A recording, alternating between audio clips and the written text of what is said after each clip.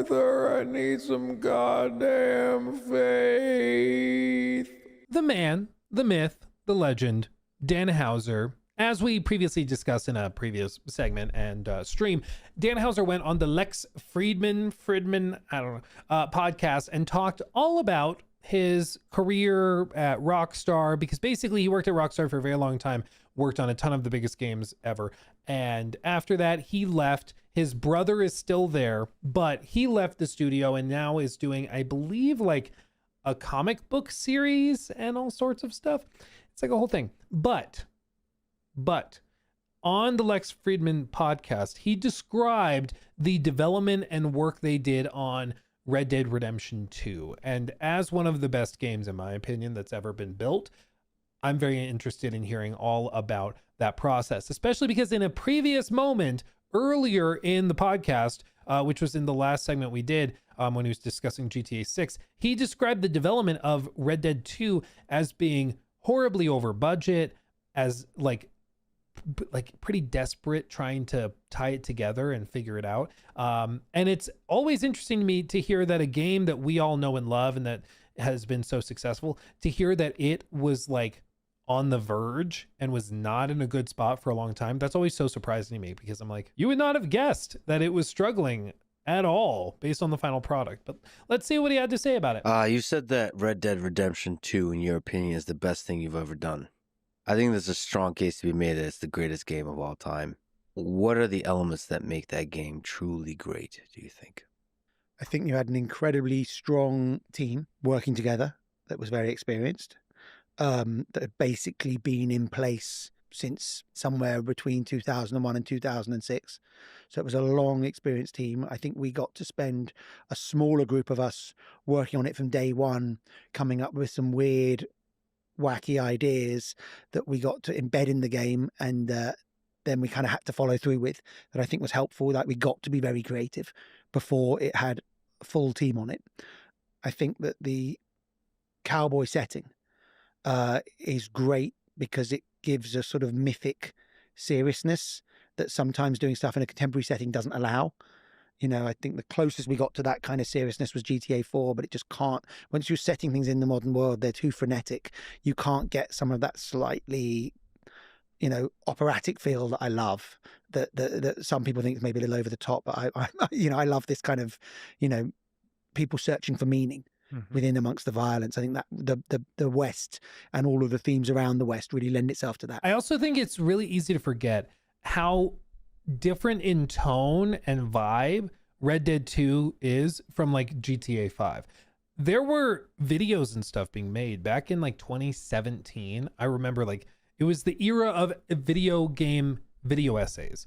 Like, it was right after YouTube implemented the like 10-minute mark, where if you hit 10 minutes, then your video would do way, way better. So we had a flood of video essays that were 11 minutes long, you know?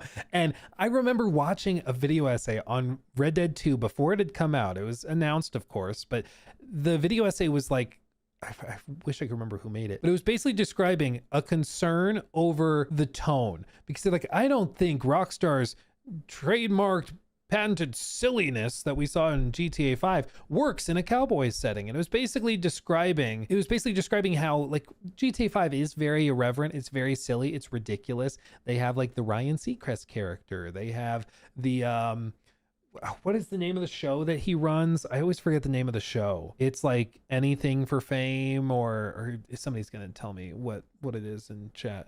Fame or Shame, that's it. Fame or Shame. Yeah, like they have stuff like that. They have a stock market simulator. They have all of the insane Trevor quest lines where like you randomly load back in on Trevor after you swap characters, and he's just like half naked in a dress on the side of a mountain, passed out, still hungover. Like, it's just insane. It's just ridiculous. And that, you know, that video essay at the time was basically, from what I recall, was describing how they thought that Red Dead 2 wasn't going to work because they were going to try to make it silly, and that wouldn't work for the setting. But I think Rockstar showed that they understood the setting, and they didn't try to just do GTA 5, but with horses and cowboy hats. They had done it before with Red Dead 1. And of course that was, a loose successor to Red Dead Revolver that came before it. But even Red Dead 1 tonally feels a good bit different than Red Dead 2. Red Dead 2, I like his term of like this operatic setting, this operatic stakes and vibe. I think that's accurate because like they have some big themes discussed in Red Dead 2. It really takes its time, unapologetically so, but man, does it work. I think that, and then the gunplay was fantastic, and the horses were incredible. So I think you had this combination of kind of technical know-how, a very, very strong team, and really strong material. Where did you have to go to in your mind, maybe philosophically, maybe spiritually, to be able to create the RDR world? So of course it was based on Red Dead Revolver, but that's Yes. that's a fundamentally different. I mean, that leap into the great mythic story that was Red Dead Redemption 1, Mhm. and then even more so Red Dead Redemption 2. That was unlike anything you or maybe anyone has ever created in video games. Well, thank you. So like what drugs were involved? No drugs. Okay. No, stop the drugs long before. Okay. That's why I did all that work. Yeah. Had nothing else to do. So yeah, open world video games were very good for my mental health in that way. Kept me busy. But Red Dead, I'll give you my version. The games are made by big teams. Yeah. So I will give you my human interest version of the story from my perspective only. We made Red Dead Revolver, finished Red Dead Revolver, that being a Capcom game, and they didn't want to finish it, so we finished it, and they released it in Japan, and we released it in the US in I think 2004, and decided we would start work on an open world cowboy game for PS3. Didn't think too much more about it, and that was, we had a bunch of other stuff to work on. And slowly 2005, 2006, the game started to come to life, began to meet with the lead designer, Christian Cantamessa, and thrash out a few ideas and story ideas for the game, and begin to think about some stuff and start thinking about, well, what works for an open world game, what works for a cowboy game. And again, was being lazy or procrastinating. Can we just, on a small tangent, when you mention you take notes when you're being lazy, what do those notes look like? Are they like They look doodles? like either a yellow pad or a BlackBerry in those days, or an iPhone in these days. I'll write the subject matter and then just email myself a note. I think it's a good idea. It's a good idea. Those, or it might be scribbling on a pad. And then I'll assemble, if they're done digitally, then I'll assemble them into one long word file. And then It reminds me, have you guys ever heard the discussions of like how Eminem works on lyrics? Eminem, I remember reading an article or something about how he kind of worked, and they said when he was working on lyrics for one of his albums, he came in with like a binder, like a notebook binder thing, and it was filled with all sorts of random little pieces of paper and scraps, and even like napkins from a hotel bar or a restaurant. And it was because when he was like out at dinner and he had an idea for like a lyric or a rhyme or a double entendre or something, he would take a pen and he'd write it down on whatever he had handy, like a cocktail napkin, and then he write it down and he puts it in his pocket, and then later he puts it in this binder, and then he's able to compile into these very successful and very impressive songs later. And this kind of reminds me of the same vibe, where it's like always thinking, it never ever stops. He's always got the gears turning. And I'll look at them and go, here's an idea, and see if it comes to anything. See if I can aggregate them together and then read through them. If there's anything coherent there. A character like this, a character like that. This would be a funny line. This is a line for the main character. Actually make the main character work like this, or what about this relationship? As a start to just play around with, what about if we start in that place, go to that place, just start to play around with all of the different bits and pieces. And we begun to flesh out some flow for the start of the game, and this idea you'd start in dusty American West, which meant we didn't have to make too many trees, and then go to Mexico and then come back. And we had a sort of loose flow, and I was really scared of writing any actual dialogue. And I didn't have a clue how to go about it. And it'll come. And then, and I could postpone it for ages because we were doing GTA 4, and I kept worrying about it. And then my work was wrapped on GTA 4, but the game wasn't out yet. and we've done a bunch of the marketing stuff, and I had a little window when I wasn't doing much else. And I took a week with my then girlfriend, now wife, who was heavily pregnant with our first child. And we went up to a house upstate and sat there in the, well, she sat there either cooking for me or watching TV or reading. And I went and sat in the room all day, every day, and just sat there and stared at the computer and tried to think about, how can I do this that it doesn't sound ridiculous? How can you write in a cowboy idiom that feels both slightly contemporary, but also gives the game this sort of life and this weight that I want it to have, and think we can get away with? And after about 3 days, it just started to come. And then suddenly I wrote about 9-10 scenes in the next couple of days. And after that, I knew I had it. And it was, I don't know if it was, that was why there was so much about a character caring about his family, because I was just beginning the process of having a family. Oh, So I don't know, and so I don't know to what extent that bled in there, but I think it bled in there to some extent. so that was part of the creating the 360-degree characters. I think so. Here's this man that is capable, is involved in a lot of violence, but also cares about his He's family. grown up and is trying to step away from that and be a man, be a grown up. And can he get away from it? And then when he can't get away from it, what's he willing to do to save his family? And Yeah. that was, I felt, starting to get some idea, feeling just, I mean, she hadn't given birth yet, but I was beginning to grapple with the ideas of, I'm going to become a parent. So I hope some of that, and obviously then I probably didn't write any more for 6 months. So later on I had a child, but certainly for that first bit, I think some of that began to bleed in there. You got the feeling that you can actually do it. It's true. It could have very easily been ridiculous and not believable, the dialogue between cowboys. And Yes.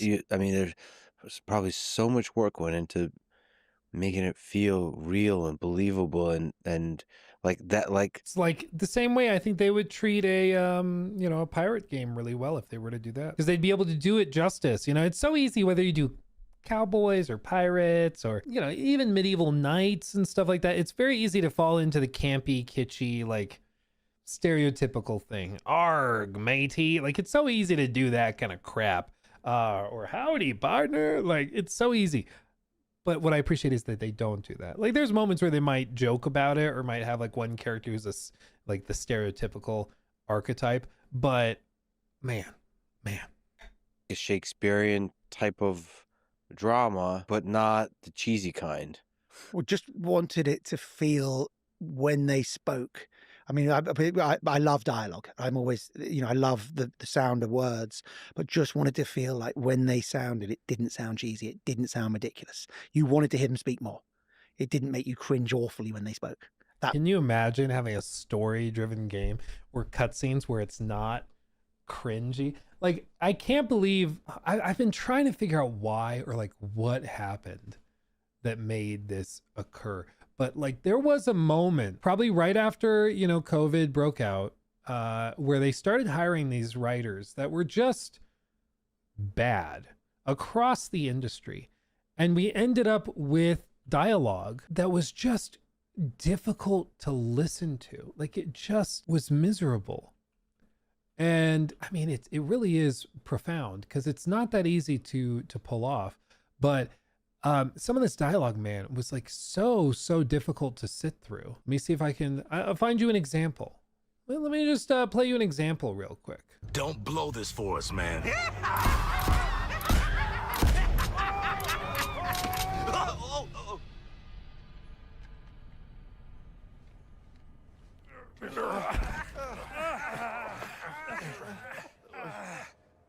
What'd I just tell you? Wait, we don't shoot these guys here? Aw, okay, that's on me. Remember, he said, I want dialogue where the characters you want to hear them talk more. Ask yourself if you want to listen to these guys talk more. Oh, Christ. Mandy, baby, is that you? Oh, I'm so glad you're alive. Shut it. It was a gamble adding you to this Task Force X, and I'm sick of your bullshit already. So I guess you'll fit right in. The Joker, baby. Keep him in line.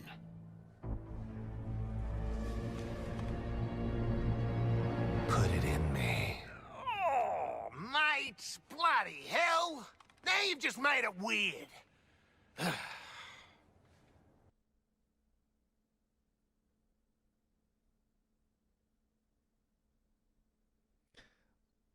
Like that's a joke you make when like you're kind of drunk with your friends and they all make fun of you for how bad it is. How? Hell no.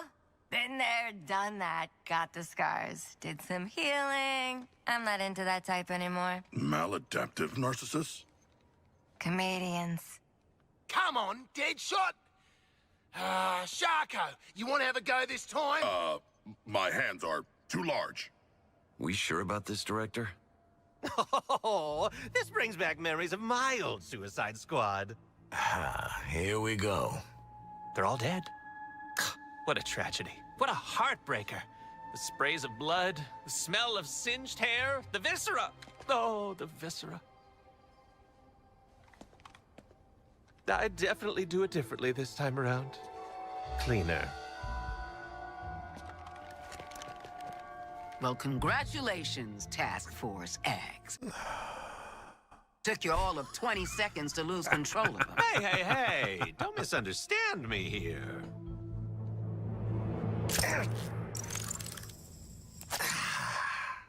Plot twist, he put it in himself.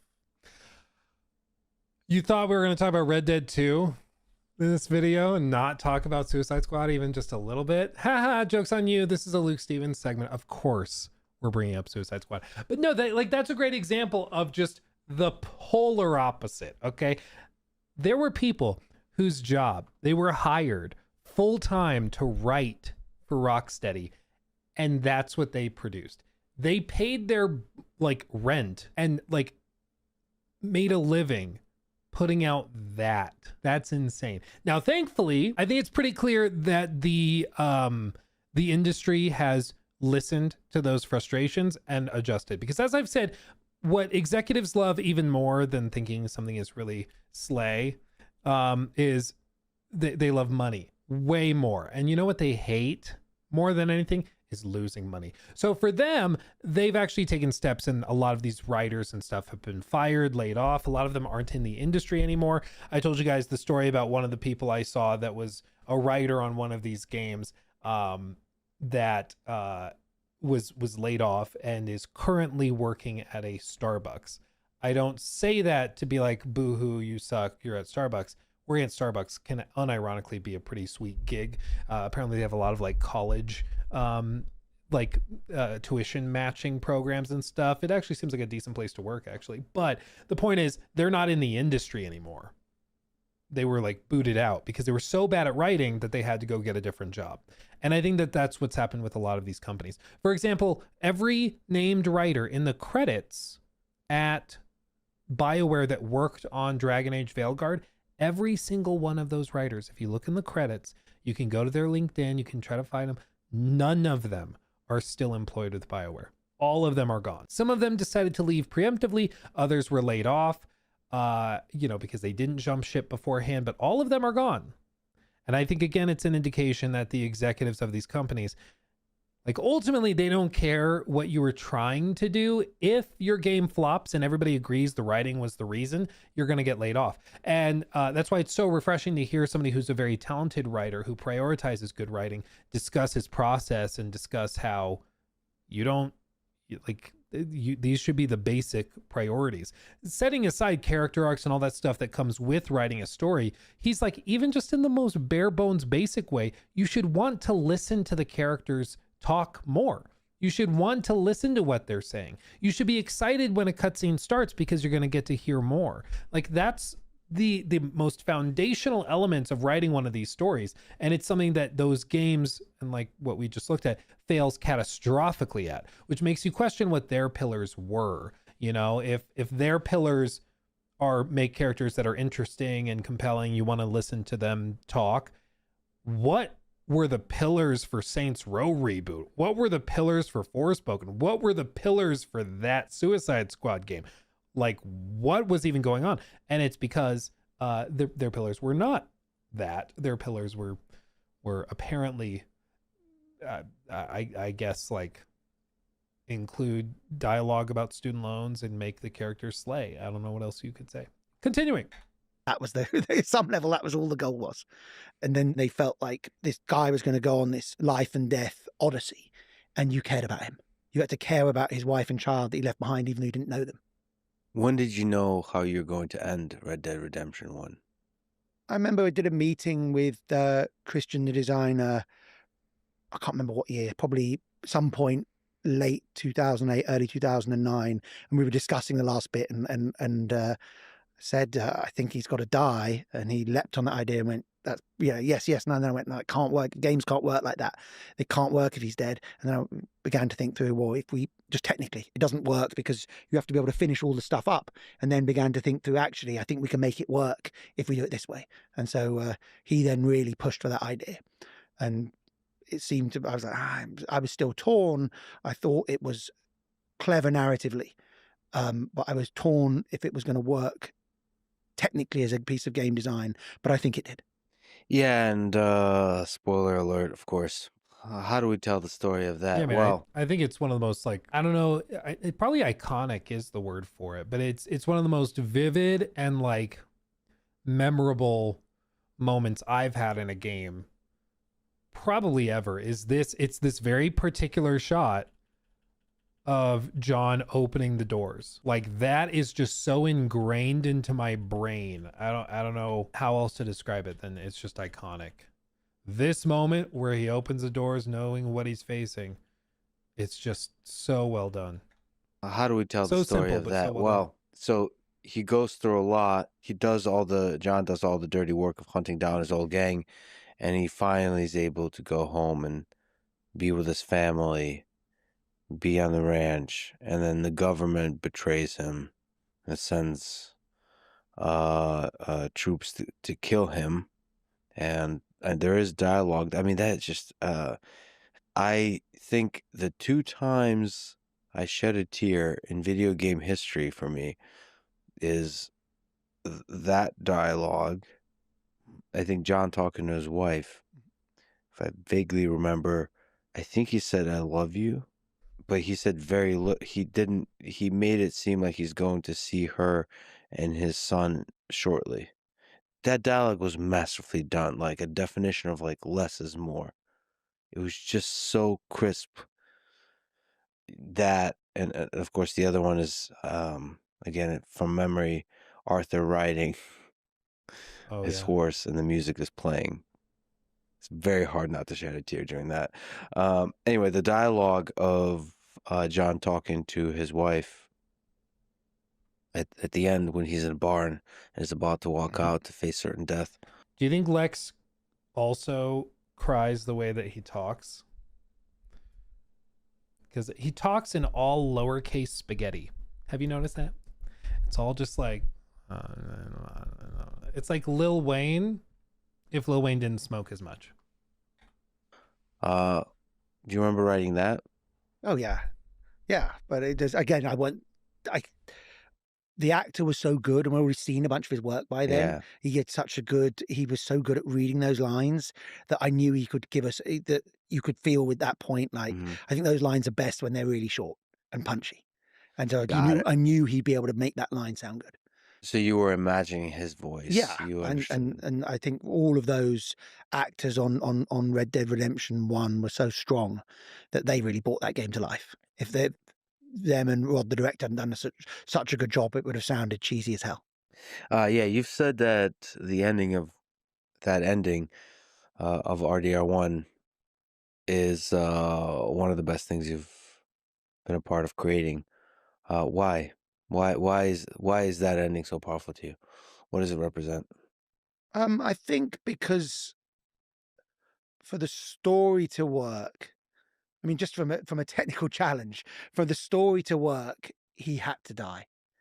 But for a game to work, it felt like a challenge to make him die. It was probably the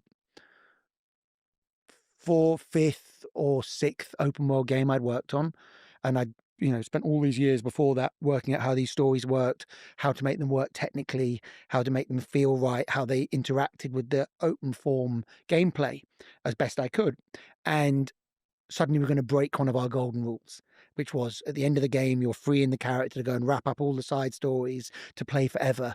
You're not going to be able to do that in this game because the guy's going to be dead, and we're going to have you play as a different character. And the narrative is going to be, if we've done a good job, compelling enough where you're not going to care about that. And or you're going to be upset that he's dead, but you're going to actually have this emotional moment.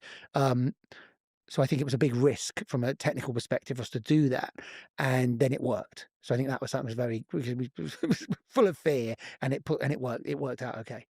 I mean, I think people were really upset and angry at us for doing it because they didn't think it was going to happen. But I think they also had that kind of experience you're describing, which is that kind of creative moment where, transcendent moment with characters in a piece of fiction, which is what we were always aspiring to giving people. I mean, it's incredible because I don't remember a single video game that has done that before. Well, I would like to have at the end of GTA 4 killed Nico, but you couldn't do it. The game doesn't work that way. So it was this thing where we hadn't done it, thought about doing it, hadn't done it, and then going, let's do it. Let's take the risk and do it. We can't do it. Let's try it, and it worked. Yeah. What about the decision? Oh, so I was muted. It's one of the expectations, actually, is that a lot of people think that the ending of GTA 6 is just going to be Bonnie and Clyde, but set in the modern day. So it's going to end with them both dying. And I personally hope that it's not. I mean, other people are like, oh, he's going to actually be a double agent. He's going to betray Lucia. And then that's going to be the big moment, is that he kind of double crosses the people that he double crossed her with. And then they both get killed at the end of it. I hope it's not that predictable, but I guess time will tell. There's going to be a lot of fan theories for the story once we get another trailer, I'm sure. If we get another trailer, I guess I should say. With the son, John give so much effort to make sure that Jack doesn't end up in a life of violence. And then it's very Godfather-like. He's dragged back into it through revenge. That was also, the game still had to work as a game. Whether that was the right ending, 100% the best ending from a pure storytelling perspective, I don't know. But I know that we had to make the game work. Oh, interesting. So it was, I think it kind of worked in that way where Jack can't escape. But I always also wanted a version of it where Jack did escape, but that wasn't, both were interesting to me. Can you just dig in a little deeper? Like, what do you mean for the game to work? It's such a direct, it's like a Kubrick talking about, for this movie to work, it has to have, because from my perspective, I just think about the story. What's the technical aspect for the game to work? The mechanical experience is you have an avatar you control, and the games don't really end, and you have to be able to wander around the world and do stuff. Mm-hmm. So at the end of the game, you had to be able to wander around with your fairly limited set of features, which is you can run up to someone and punch them, or run up to someone and shoot them, or run up to someone and rob them, or run up to someone and talk to them, and that's or run up and jump on a horse or do all this other stuff, in order for the game still to be fun and people to get this full 360-degree experience with it. They had to, if they wanted 100% the game, as opposed to just finishing the story, you have to have an avatar to do that stuff with. Mm-hmm. So that was the sort of challenge of Jack's character / wrapping up the story as Jack. Well, and nowadays it's kind of taken for granted that that's like something. I mean, so many games will have it where like the main story puts the characters in a position or changes the world in some way where you can't really just continue after that. So what a lot of games will do now is that they'll have basically a save state where it's the point of no return, and it pops up and says, if you continue on here, you won't be able to come back. You'll have to load back in. This is where the story comes to an end or whatever. And then when you finish the game, you load back to that point, and then you can continue doing all the side stuff. But you've seen where the story goes. Literally Cyberpunk, yeah. And I think that's again, it's something we take for granted. It's something that's pretty normalized now. But back then, like it was just something you didn't really do. Like the story would end in a way where the characters and everybody could just kind of continue on so that you could keep playing, Although there's real power. Yeah. Never ever meet Hanako. Yeah. Dude, that one quest objective has got to be like one of the most iconic, memorable quest objectives. Not because people love doing it so much, but because people stared at that objective marker for so long because you got to that point very quickly, and then you do side stuff for another 40 hours or 50 hours or whatever. But it was actually a reflection. I remember CD Projekt Red talked about how they got the stats for The Witcher 3, and a ton of players never got to the end of the main story. They played through half of the story and then did side stuff and then walked away from the game. And they didn't want that to happen. They wanted players to experience the full story of Cyberpunk. So they made it way more condensed. But what inevitably happened was people would go through the main story, hit that Hanako at Ember's quest objective, and then they just be like, oh, okay.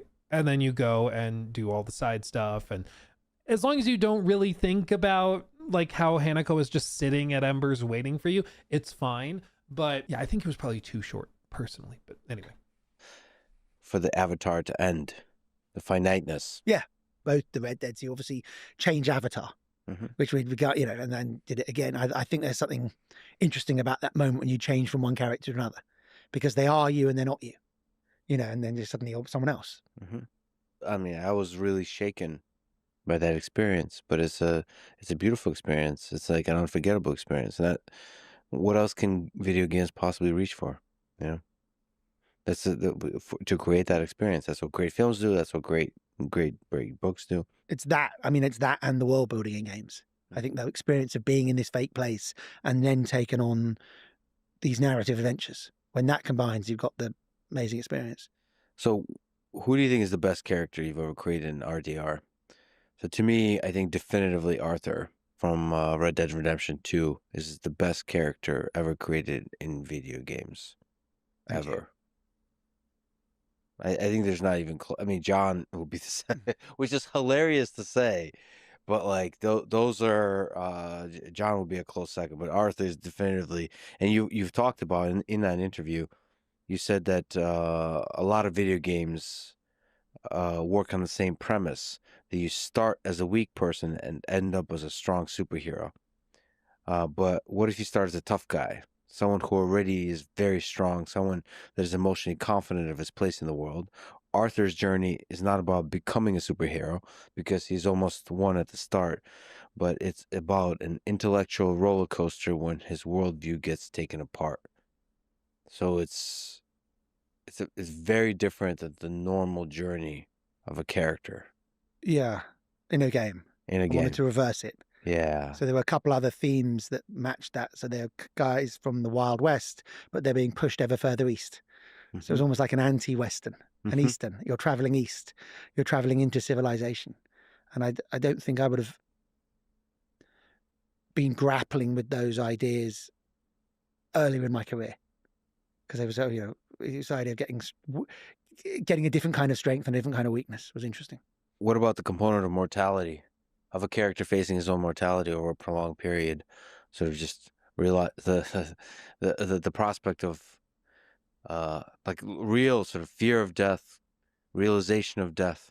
Yeah, I thought that was really part of the story. Really a fun thing to play with. John dies in Red Dead 1 and wanted to top that with Red Dead 2, or do that in a different way. And so the idea that John's death is fairly sudden.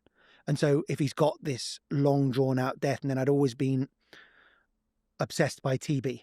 As diseases go, it's a great literary device, because it is this long drawn out slow death, but in which you are also getting weaker. And my grandfather actually had TB before they invented antibiotics, and was sent to a sanatorium just after he'd had his child, my father, and survived, but only 3 of them out of like 35 survived. So I was always captivated and by TB as an illness. It felt like it was an interesting thing to play around with as an idea, this guy getting weaker who felt like he was immortal, and essentially was immortal. He was the protagonist in a video game. He could not die, and suddenly he is becoming mortal, and but that helps him see stuff. I thought that was a different way of doing a lead character in a game. Yeah. Do you think? Can we just take a moment to appreciate how insane it is to write a video game and then like literally the elevator pitches, yeah, so it's going to be a cowboy western, and then you're going to gain a lot of powers and abilities and level up and stuff, but at about halfway through the game you're going to get tuberculosis and steadily get more and more sick until you die. That's what we're going to do. like like it's way before halfway. Technically, he gets it way before halfway. I don't know exactly when this moment with the doctor is. I feel like it's roughly halfway, but maybe it's earlier. Maybe it's later. I don't know. But he does technically catch it earlier. You're right. But it only really kicks in about halfway. That being said, it's a crazy premise for a game. It's a crazy premise for a game that shouldn't work. But you can tell at some point they had this idea for TB, and they're like, okay, what would we have to do mechanically in the game to get that working? And what they do is really clever. Like his cores start to fall off and grow weaker as he gets more and more sick. That's a really clever way of doing it, where it's like breaking those conventions, which is that as the game goes, you know, line goes up. As the game goes on, my stamina will rise. So my stamina stat goes up. My health stat is gonna go up as the game goes on, you know? But in Red Dead 2, they're like, no. Your health stat or your stamina core is gonna go up like that, but then it's gonna start to go off as he gets sicker. Same with your health stat. It's gonna go up, but then he gets sick and it'll start to trail off. They just break those conventions. And that's what I love, is when a game comes and it's just like, no, that thing you just took for granted, we're gonna do it different. I love it. It's brilliant. It's the greatest character you've ever created. I think he's the best lead character. You know, the lead characters are different from the side characters. And I think he's the most rounded and works the best. Him and Nico are the two I like. You know, they were the two most ambitious. So Yeah, for I'm me, with it's you. always sort of a toss up. You know, but then I loved all the stuff like the art team did such an amazing job. It was there with the journal and that kind of like the way that all the features worked into Arthur's character. I thought that was he was really rounded. He worked in lots of different ways really well. And one of my favorite little details is that after you finish the main game and you go and you play as John, and then he picks up like the notebook and kind of continues that 53 on. Knights donated $9. His writing and drawing is significantly through worse. Super Chat. Thank you. Thank you for what? Oh, well, I mean, thank you. Thank you for that. Thank you. Appreciate you. Appreciate you. Thank you. Very generous. You're welcome. Yeah. I freaking love how John will start drawing stuff, but then his drawings are way worse, or his writing and penmanship isn't as good. I love that. But he kind of picks it up and continues. It's great. I loved like his flawed relationship with his old girlfriend. Things like that, all the side, you know, the bits that kind of turned up around him. So you also like the side characters. You like the flavor, of the full cast. What are some of the favorites you've created? I'm sure the one you're currently working on, Nigel Dave. If you called him a side character. Well, he's not a protagonist. He's like he's a god, not a character. Sure. So he's not him. I'm enjoying. I love Dutch. You know, it was partly because we wrote a few lines for him for the first game, and the actor did such an amazing job that when he spoke, it just came to me, all of their backstory, which I'd been playing around with by that point anyway, a little bit in my head, but I knew it was this bigger gang stuff. And then I sort of saw exactly who he was. And so that felt like he felt like a living character to me. And we should say that Dutch is kind of like maybe a little bit of a godlike figure. Yeah. In both of the Red Dead Redemption games. And he's the leader of the gang. And there's a father-son relationship with Dutch, with Arthur, with John. I mean, there's a family feeling to the gang that you explore all of those dynamics, and then the feeling of betrayal and Arthur facing tuberculosis. You're going against the family, going against the father because he is transforming his sense of the world, of morality, of all those kinds of things. So all the kind of very Shakespearean drama is right there, and Dutch is a prominent godlike figure through all of that. Also flawed himself, also a man of good and evil in that framework that they're operating under. He's just drowning in his ego at the end. Yeah. You know, his ego gets the better of him. I think but there was something flawed but beautiful in his idealism when he was younger, and that's mostly off camera.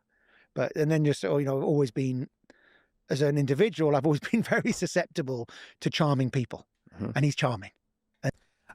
What I love about Dutch is that there is, it's the what I love about certain antagonists, especially, is that it's calling Dutch an antagonist is interesting, because for the majority of the game he doesn't take on that role until much later. But what I love about Dutch is that he is charming. That's absolutely true. But there's admirable parts of him, or at least what initially seemed to be admirable traits, where it's all about taking care of the family, and it's trying to take his crew to a better place, to a place where they can be healthy and safe and everything.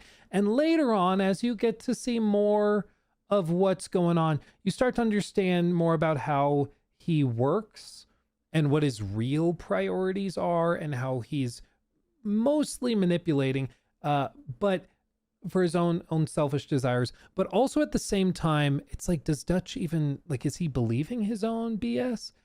You know, like, he says everything's for the family, you know, we got to do what's best for the people in our camp and that we've traveled with.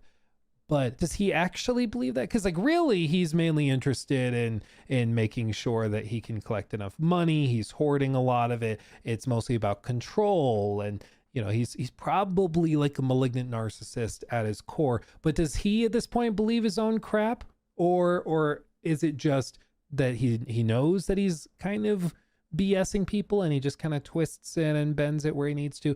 I think for me, the most interesting part with everything is that we never get to see the initial score, you know, that kickstarts, where is it? It's not Black Rock. It's, you know, the score that goes bad right before the game starts. What was it called? Blackwater. I was like, Black something. Blackwater.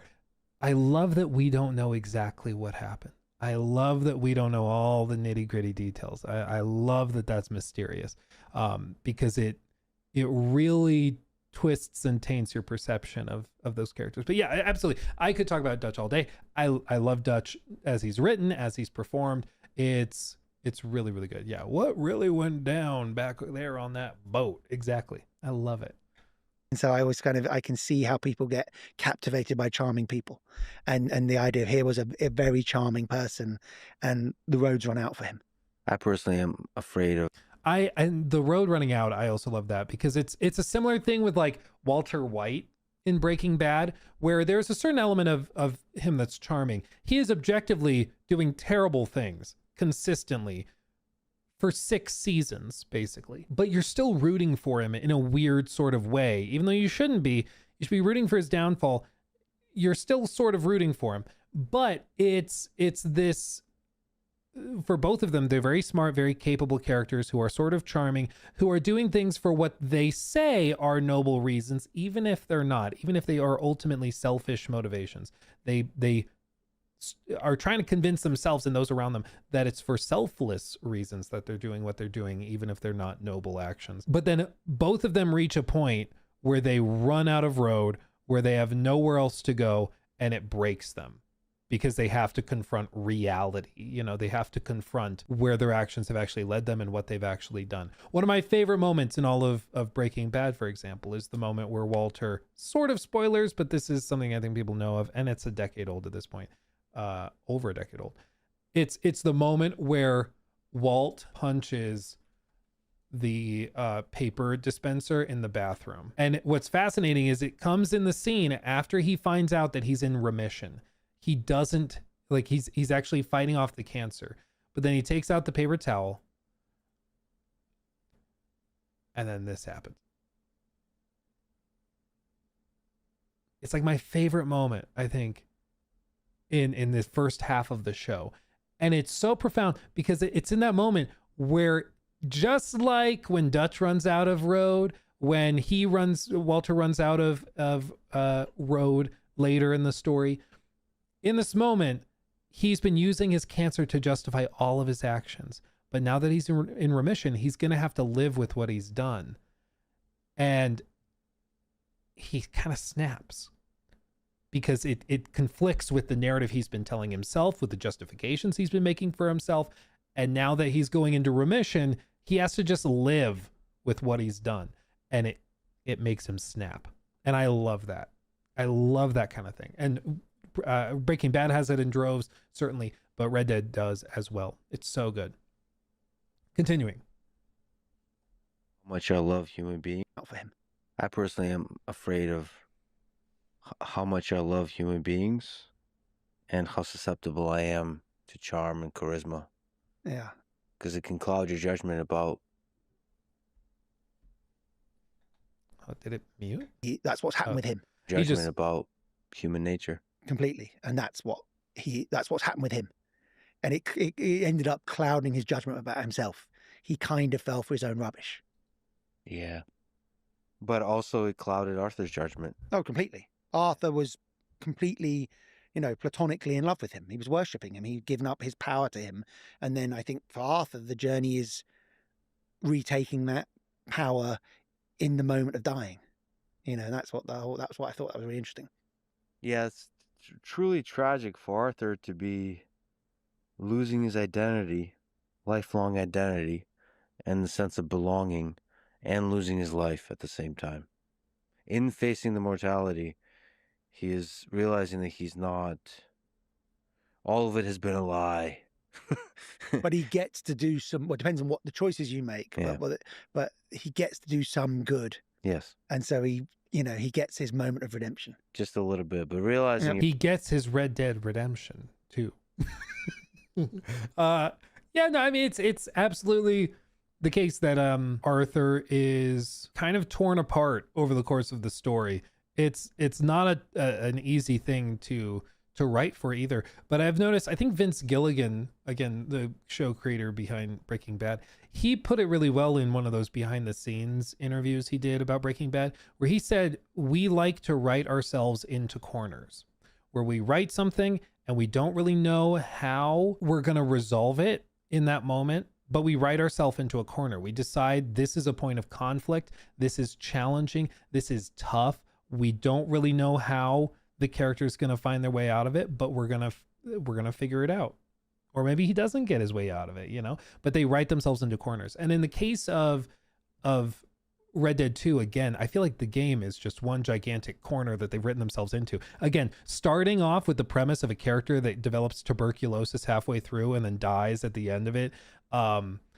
Writing a story about a gang that's falling apart and is controlled by a malignant narcissist, controlling everybody. Like it's very difficult to write that story, but they managed to do it. And it's why I admire those risks in trying to write a difficult story, as opposed to a lot of the more placid stories we get that are just very safe and samey. It's my frustration. I've been playing more Outer Worlds 2, and I feel like a lot of those stories are just so safe. Like it's just stereotypical kind of bland sci-fi RPG stuff, nothing really, really profound. You want to think about a profound, difficult to write story? Think about the Bloody Baron questline in The Witcher 3. Imagine walking into the studio one day and saying, I have an idea for a quest. Like, okay, what is it? And you describe it and they're like, Jesus Christ, what? You want to write what? But they pulled it off. It's crazy. Your whole life, you've been living not a good life. We're bad You've been people, not a good Dutch. man. Isn't that what we're all afraid of? I guess it's never too late to change Hope your not. ways. So the biggest, most important question, primary, central to the reason we're talking today, the number one question from the internet. Yeah, I guess Bloody Baron questline. Yeah, it's not the best example, but you know what I mean? Like any sort of storyline in any sort of really profound RPG, even just writing the quest line itself, regardless of inspirations, is very difficult. It is so ridiculous, but I must ask, have you seen Gavin? Who is Gavin? So for more context, there's a guy named Nigel in Red Dead Redemption 2 who's frantically searching for a mystery man named Gavin throughout the game. This has become one of the biggest mysteries amongst the interwebs, the RDR fan base. So the theories include, theory one is it's a split personality disorder. Yeah, so in Red Dead 2, a frantic British man named Nigel wanders the map desperately searching for his missing friend Gavin. This unsolvable mystery has become one of the game's biggest debates. Nigel himself is Gavin. So the evidence is the letter for this theory that has some evidence that maybe due to trauma, the split personality disorder was created. Gavin was created inside Nigel's mind. Theory two is Gavin is dead and Nigel is simply in denial. Theory 3 is that it's just a troll and Rockstar intentionally created an unsolvable mystery to drive players crazy.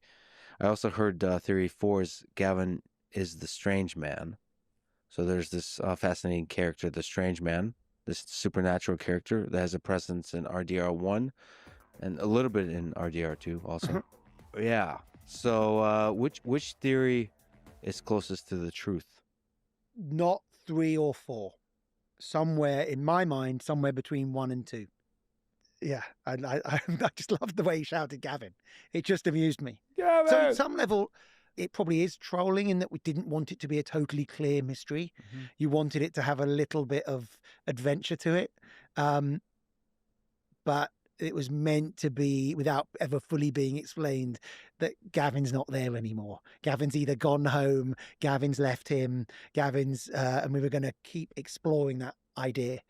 He was going to reappear in some way or other. Did you have any idea how much imagination, excitement, and curiosity that little interaction would inspire in people?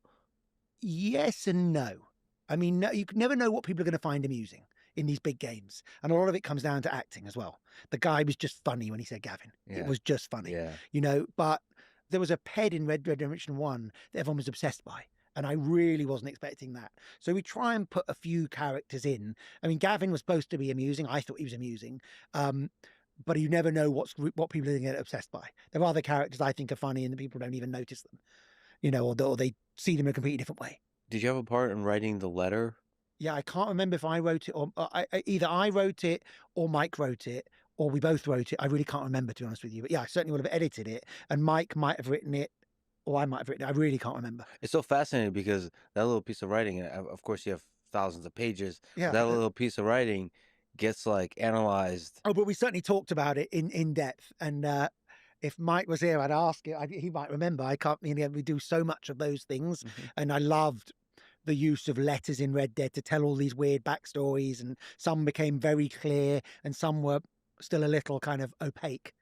But the general vibe was there was no Gavin. Either there was no Gavin or he'd long since left.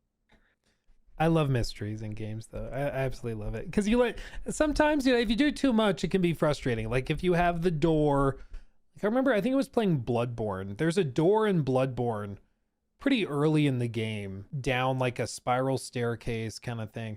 And the door just doesn't open. You can never get the door open. It's something from development. Maybe at one time it connected somewhere, but they never open the door. It doesn't connect to anything. You just can't open it. But I remember when I played that, grinding like an extra 2-3 hours trying to find a secret route to get to that door and like unlock it and see how it connected to the rest. Turns out it's just a door. Like it doesn't do anything. But that mystery, I, for whatever reason, found really engaging. Like I tried to figure out how that freaking door connected to everything else. Turns out it didn't. It was just like whatever. But you know, it just sometimes it's spinning your wheels. I think is okay. As a gamer, I think it's okay to spin your wheels every once in a while. If you do it too much, it's just frustrating and players will mentally check out. But if you keep it engaging, like with Gavin, where players like, I wonder if Gavin is somewhere. Is Gavin like the Bigfoot in the mountains? Like what is going on? So it's kind of a split personality, you know, and then we were going to over subsequent games that provide more information. So in some sense, you yourself don't quite know. You kind of have an idea. So he could like which way do you lean more, theory 1 or 2? Is he dead and the guy and Nigel's in denial, or is there real communication going inside his head? No, Gavin existed. So it wasn't that he was a split personality. And the only thing we hadn't really decided was in a future game, were we going to reveal that Gavin was dead, or was Gavin going to turn up having long since abandoned this maniac? You know, that was what we're still playing around with. I think the idea was that he was never going to meet Gavin in this game. It's just fascinating because you have to think about all of that. You have to write all of that. You have to have those discussions. You have to have those debates. And it has to feel fresh. That was like what we've done before, constantly looking as you do, you know, I think I did, you know, somewhere between 15 and 20 of these games, got to do stuff that's new. It can't repeat itself too much. I mean, we also live in the age of the internet. Just like you realize there's like millions of people worrying about where and who Gavin is. Thank God. It's like it's great. fascinating that they're having. Is it think about people reading like James Joyce or something, and thinking about like breaking apart Ulysses, and thinking about like arguing about different interpretations of it. To me, that in itself is also beautiful. Yeah, we want the side mysteries to be solvable up to a point, but you still want these discussions. Yeah, And you the want, but mystery. as long as it feels tonally appropriate for this whole big sort of Shaggy Dog story experience you're making. Which Gavin was just about, and he was so weird, and it just was intrinsically there was just something funny about an English person screaming Gavin. I don't know why. Yeah, some of that humor. I mean, there's certainly in Red Dead Redemption there's humor, but there's a lot. I also love the idea that probably one of the reasons why he's still in the game and why he didn't like get cut or trimmed or changed is just because like the actor came in, started screaming Gavin, and they were just like, he just says it weird. He just says it kind of funny. So let's keep it in. Like sometimes it's as simple as that. It's like, yeah, he just sounds funny. It's just funny, you know? That's sometimes all you need. Auto in Grand Theft Auto, and what it's hard to put into words why that's funny, why it becomes meme, why it becomes viral, because it's just funny. It's I know why I think it's funny, but what I'm not good at doing at least is going, this thing will become really popular online and this other thing won't. yeah. You can create this bunch of 50 different side things that people might get captivated by, and you just do not know what they're going to respond to. How do you know when something's funny? Is it you just feel it? I know what I think is funny. It's You just giggle at it yourself. just because it's ridiculous as well. That was just there's nothing funny about a dude shouting Gavin a lot. Yeah. He just said it in I just thought it might be funny, and he just said it in such a funny way. Yeah. And then it just became funny. Like we often have those side characters. I do feel like Lex is one of those guys that's like, let's explain the joke. Let's spend 20 minutes discussing the philosophical implications of this joke and explore why it's funny. And it's like, dude, it's just funny. It's just stupid and funny, okay? Why do you have a candle of Todd Howard dressed up like a saint from the Catholic Church? Why is that? Is that a commentary on the power that game developers have over their audience? And do you think that I don't know, dude, it's just funny. Why do you have a cardboard cutout? Is it a symbolism of statues? And is it supposed to make you think of a religious figure so you recognize the power disparity? It's funny. It's stupid, okay? Like sometimes there's not much more than that, you know? It's just stupid. And they're not that funny, and I think they're going to be hysterical. And then you put them in the game, and they're fine, but they're not amazing. That guy just brought that stuff to life. Yeah, and there's a backstory too. I mean, Londoner and not. Yeah, I think that was what Just there's something sometimes fun. An English person saying the name Gavin is quite funny. Yeah, I don't know why. So about the Strange Man, aka the Man in Black, is there some element with Michael and the therapist in Grand Theft Auto 5? Like, who is the Strange Man? Well, the Strange Man was someone we came up with quickly.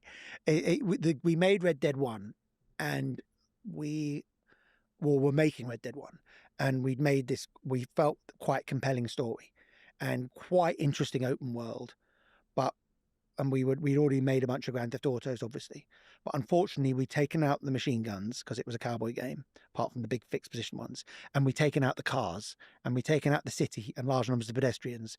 So we essentially had a game about a dude riding a horse around the desert, and it was quite boring.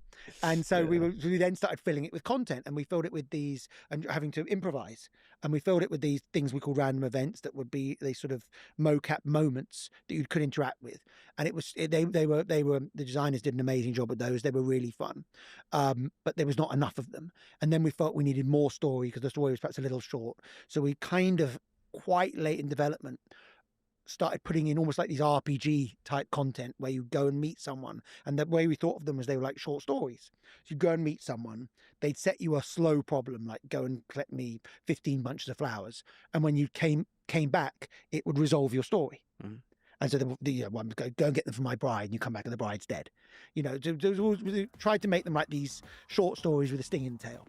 And short stories with a stinging tail. I was trying to come up with ideas for those. Sonic Core donated $10 through Super Chat. Sorry, I know this is off topic, but what do you think will be the biggest year in gaming in the next 5 years? Some say 2025, but next year is pretty stacked too unless GTA 6 and ES6 gets pushed again. I have a sneaking suspicion it's probably going to be 2028. Because I think with 2028 in the fall/winter, you're going to get next gen console launches. I think you will also get probably that year Witcher 4, Elder Scrolls 6. I think we also will likely have a new Larian game. And it should time out roughly correctly to see, I think, what was the other one? There was, a new Harry Potter game, Hogwarts Legacy 2 or whatever. And we know those sell like gangbusters. So I think 2028 probably is going to be the next massive one. I do think like 2027, I'm expecting probably Naughty Dog launches Intergalactic. We might even get whatever Cory Barlog's been working on at Santa Monica. I think there will be some big games in 27, don't get me wrong, but I think we're timing out where like 2028 will be the time where all of these massive games probably converge right there. And it works because if you launch in 2028, you can then do cross-generational launch where you launch in 2028 on current gen, next gen consoles come out, you put out a free update or a $10 upgrade or whatever for the PS6 or whatever it's called, and then you get a whole wave of new players who are buying it day one on next gen consoles too, so you get extra cash. So that's my guess. Warhorse might be ready by then. I'm not so sure, but hopefully if they have something by 2028, that'd be awesome. But I'm personally expecting that Warhorse is gone for a little while, which is okay if they're working on another masterpiece, you know. Bender, thank you for the 10. Bender the Offender donated $10 through Super Chat. Preview for the final Dispatch episodes dropped. Oh, really? Well, thank you for the 10. I'm not going to look it up because I want to be surprised. Because we've been playing it, I've been loving it, but I don't want any spoilers, so I'm going to be careful. Continuing on, and then I'll catch up on the other Super Chats and stuff. It's just $10 reads it out, so we got to respond to those immediately, but I'll continue on. This weird character, and then we built him a bit into the story where he would unlock as you worked your way through and be a commentary on what you were doing. So he was meant to be a kind of manifestation of your, you know, shadow, your karma, the devil, somewhere, you know, just saw the world. And then we built out his backstory over time. And decide, you know, and so in Red Dead 2, you could interact with him again or not really interact with him, but he was there and he was meant to be, you know, something I suppose any creative is scared of, an artist who's kind of sold his soul to the devil. Mm-hmm. And that slowly revealed itself. There is a connection between the main character and is it like a Jungian shadow type of situation? Well, it's sort of, because he knows what you're up to. The connection is, and what's never really made clear is, does he know this about everybody? Like, is he following you, or is he able, because of the pact he's made with evil forces, able to do this for everybody? And I don't think we necessarily ever clarify that. He's certainly able to do it for you.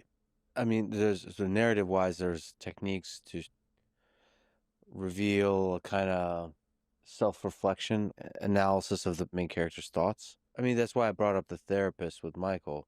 That was a really powerful, interesting thing to do in the video game. Like, I don't think I've seen that. That's such a cool. I mean, there's a Sopranos element there with a therapist. A little bit, yeah. I really love an opportunity for a character to just self-reflect through that technique. But it also changed depending what you'd done. Yes. So it was sort of slightly. It wasn't as interactive as it could be, but it was slightly interactive or slightly responsive to what you'd done. So I felt it was still valid video game content because it was living up to a point. And I just thought the character, Dr. Friedlander, was just funny because he was awful. So it was like LA, you're in therapy, it's very LA, but it's also very LA, he wants to write a book and betray you, which felt like a good twist. And he felt like a Grand Theft Auto therapist, but just like the idea of making the player in a game, and games are intrinsically kind of physical. And, you know, you walk, you punch things, you run around, you drive cars, you shoot people, whatever. These kind of physical fantasies, trying to put them into a slightly more reflective or metaphysical state for a moment, I think can be really fun. I think, to me, one of the most surprising things about Red Dead Redemption, about video games, that Red Dead Redemption showed is how much value for storytelling is insanely specific, intricate details Mhm. in the story, but also visually. It just added to the feeling that the world is real. So I have to ask, what are some of your favorite insanely specific, intricate details in RDR? I'll give you some options. Internet's favorite is horse Jesus. testicles shrinking in cold weather. What a Those guys shot. did an amazing job on those. Yeah. Yeah. I Should have mean, a trigger and warning. there must have been a meeting, and there must have been engineers and graphics I think designers. just artists, Artists? modelers. I don't think it was that hard. Okay. Enough of that pun. Thank you. Thank you for that. Arthur's hair and beard grow in real time. Mhm. So gun maintenance matters. Firearms get dirty and perform worse over time. Animal carcasses decompose realistically. Yeah, they feel like they do. That's still extremely rare in video games. Yeah. That the temporal aspect. Yes, That permeates through time. NPCs remembering you. that's the best. I mean, that's the thing I love. It playing around with a lot of stuff in the new games around that. 'Cause I think it's super interesting.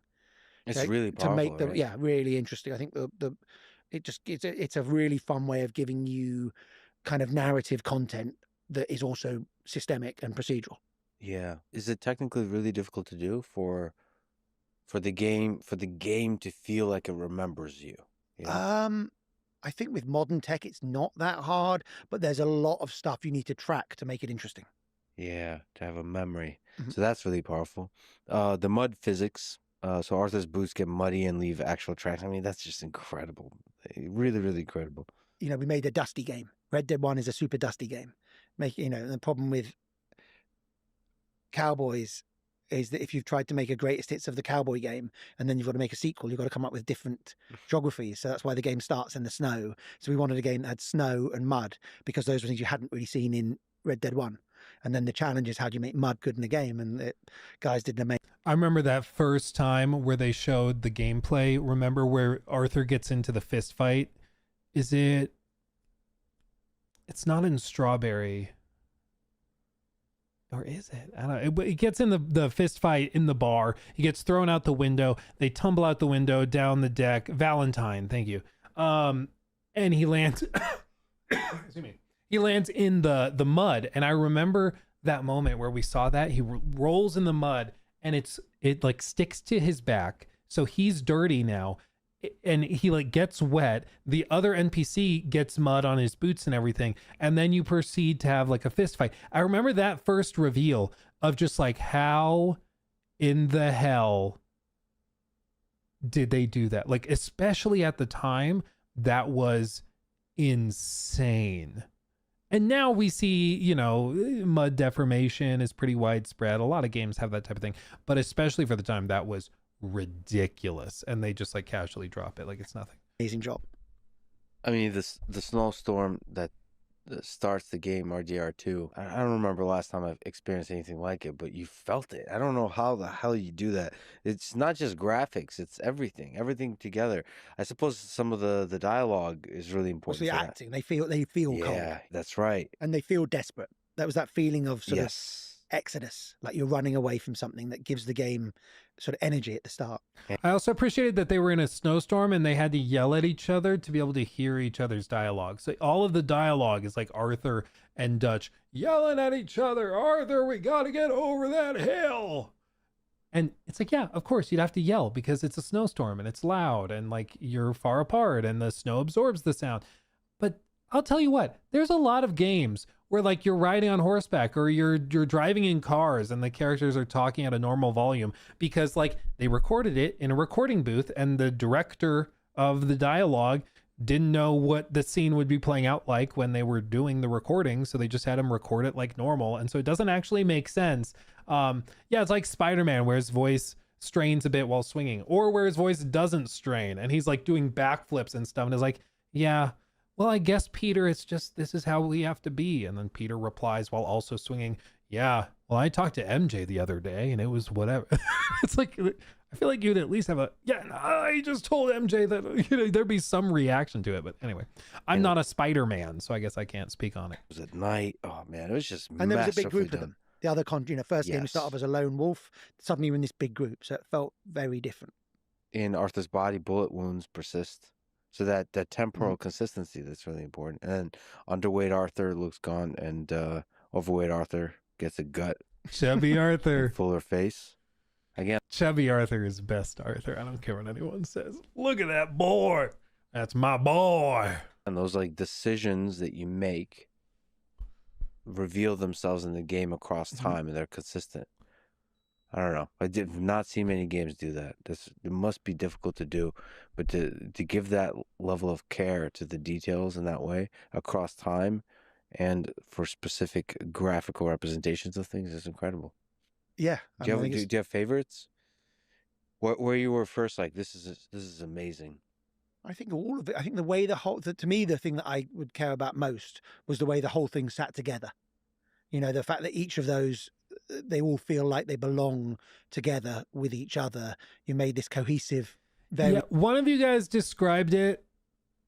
I forgive me, I don't remember who said it first. Terrorizing brought it up again, but one of you guys said it, that he talks like a British Tarantino.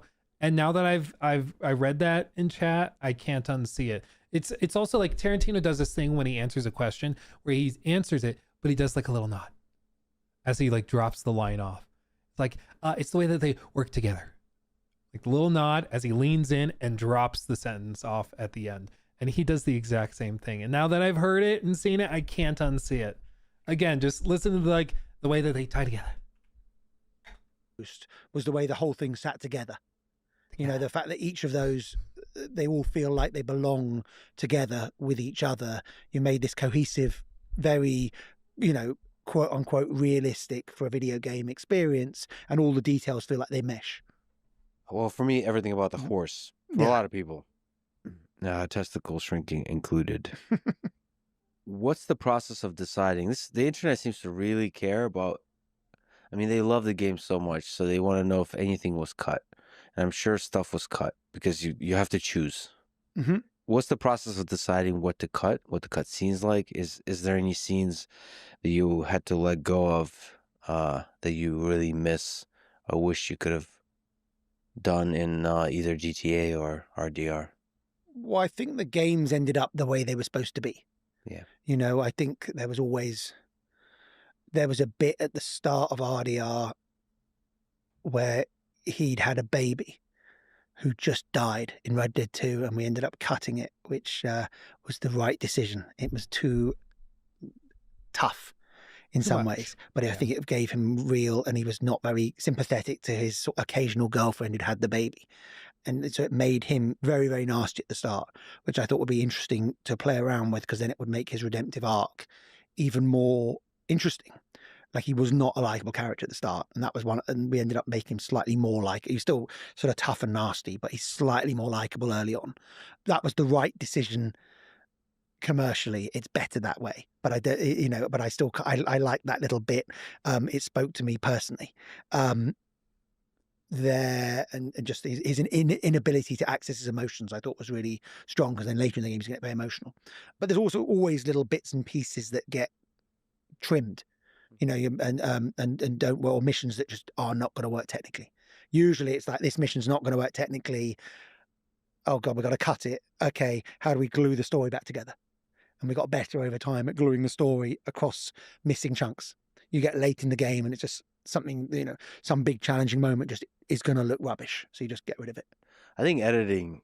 There's a lot of that too in games, like a lot more than you probably would realize, where stuff got cut, stuff got trimmed, and you hopefully don't notice, but there are times where like you can tell, I think this sequence was supposed to be way longer or way shorter or something. And I feel like there's I'm trying to remember what example it was. Was it Uncharted 4? I think it was Uncharted 4. There was a lot of stuff that got trimmed and cut, and so they ended up stretching other things across. Like, you know, at the end of Uncharted 4, where like those combat challenges just go on and on and on, and it's just waves and waves and waves of enemies, and it like the pacing kind of dies off. And I believe I read something about how there was originally like another sequence within the pirate capital, Libertalia, that was cut and trimmed, and so they kind of took this other section and stretched it across to fill it in. And I think that type of thing happens all the time. Like there's got to be just so many examples of stuff that's cut and then you rework this sequence to make it work better, and it just is what it is, and you hope players don't notice, and maybe they don't, but you just got to deal with it. Editing film, and I imagine editing video games, editing down is an art form, but it's also just Towards the end when you're escaping, like you remember how it's just like, you know, combat arena after combat arena, you go through the tunnel, another combat arena, and it just goes on way too long. It feels weird and kind of out of place, so then like it stretches on too long. And I believe what it was, if I recall correctly, and maybe I'm misremembering this, but I believe what it was that there was another sequence narratively that took place, but then they had to cut it, and so things had to get stretched and moved to fill it in.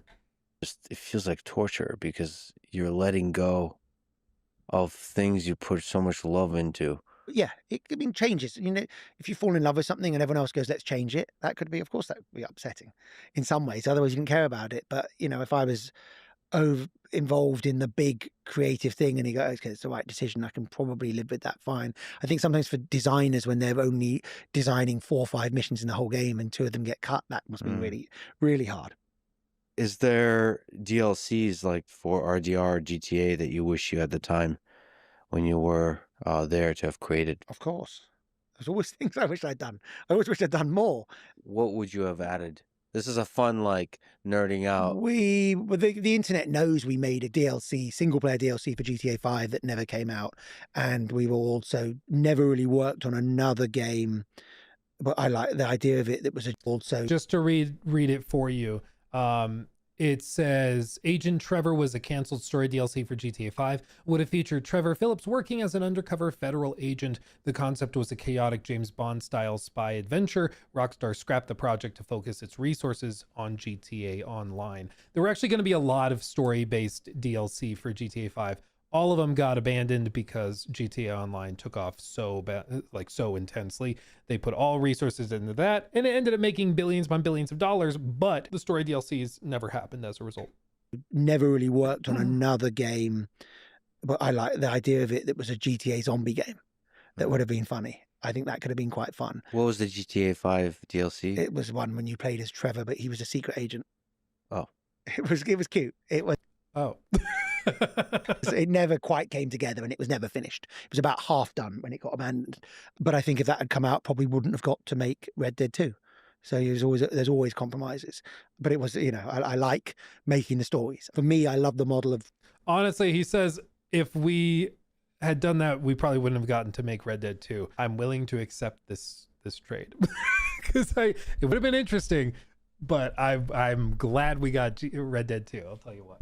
And he goes on, and there's even more. He talks about DLCs for GTA, Red Dead Online, leaving Rockstar, what he's been doing, his favorite game of all time, discussing mortality and all sorts of stuff like that. I recommend you go listen to it because it's just a treasure trove. And again, historically, Rockstar's been very, very tight-lipped. They don't really talk about stuff publicly. Their designers don't talk about stuff publicly. There's multiple different types of creatives. Some like to go out there and be very public and very much in the spotlight. You know, Todd likes to get up on stage and do the presentations. Kojima loves to get on stage and get the applause. But other designers like a Dan Houser, like Hidetaka Miyazaki, for example, they don't really like to do that. Like they're good at what they do, best in the world, but they don't need to be on stage, and they're good about it. And you know what? I respect it. But that's why something like this is all the more interesting, getting to hear how it works, because historically we just don't get to hear how it works. It's just mysterious and amorphous. We just have to kind of imagine how Rockstar works their magic. But actually getting to hear it and hear the stories is super, super cool. I absolutely love it. So really, really cool interview. I hope we hear more about that stuff in the future. But in the meantime, I'm just really glad we got Red Dead 2. At the end of the day, it's so good. Now I want to replay it. So there you go. Maybe I'll play a little bit later. Who knows? He took my thing. Red